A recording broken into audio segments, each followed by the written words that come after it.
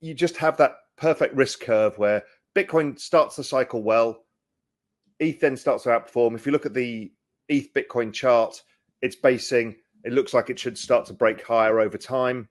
And that's pretty much what happened. When was it? About September 2020. No, it was like summer 2020. We saw the same kind of thing. So we should see that continue.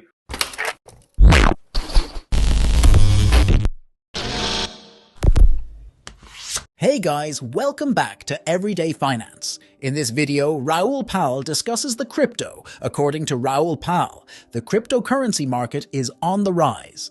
Absolutely. You experience sudden 30% pullbacks right in front of you within minutes. However, that is summer in the world of cryptocurrency. This entire year should feel like a season dedicated to cryptocurrency. Now, there's a current discussion about whether to acquire a cycle that continues beyond our expectations. Like a financial analyst, we are all unaware of that. Not yet, but we're currently in an advantageous position.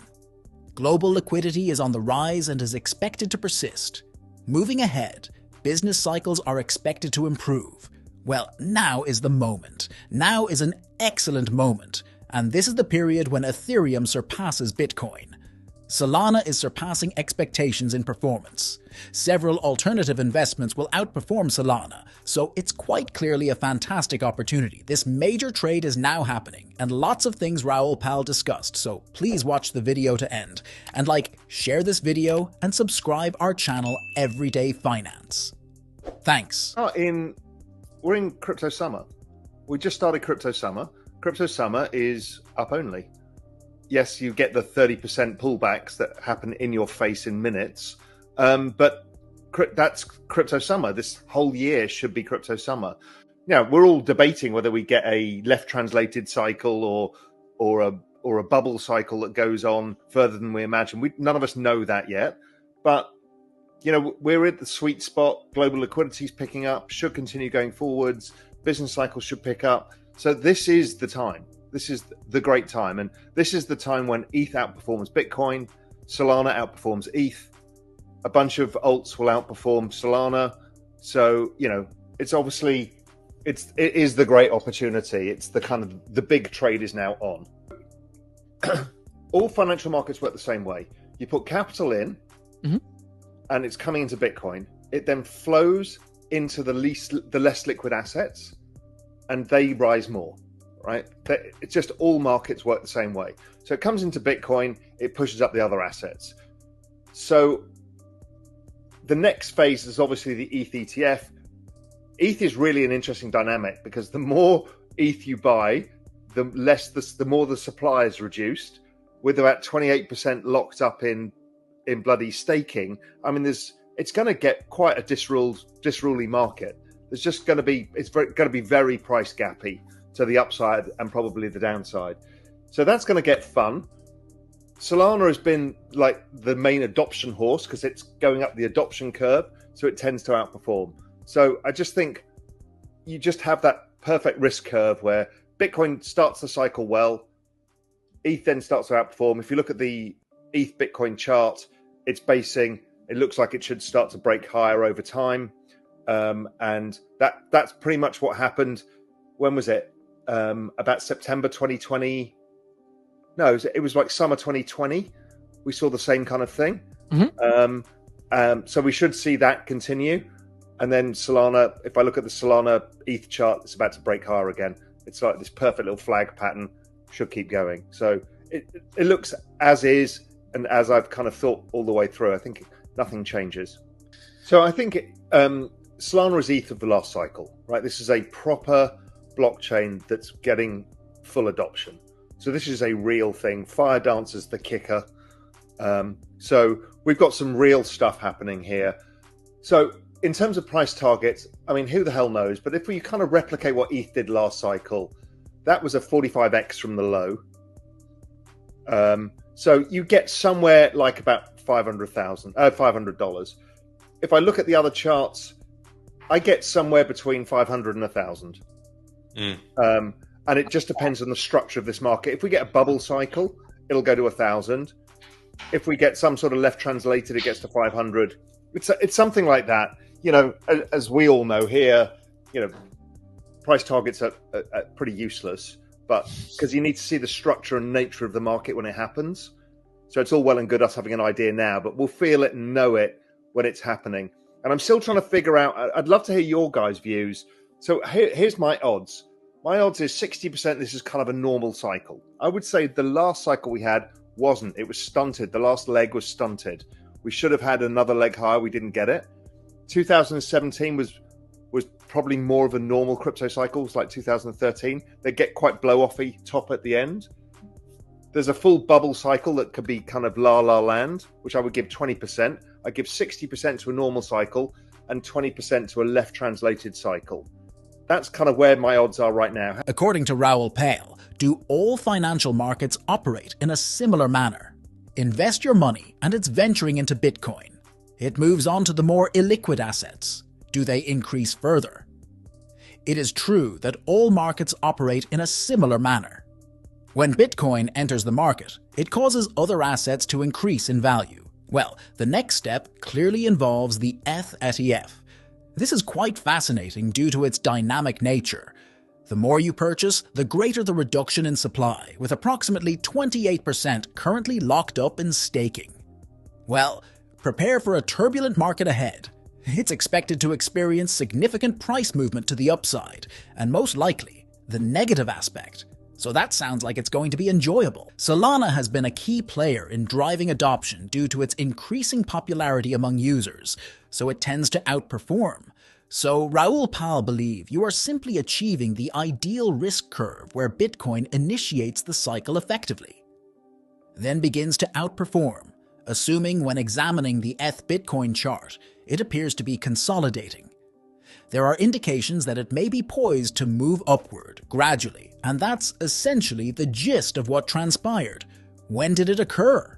Regarding September 2021, not at all. It felt like summer 2020.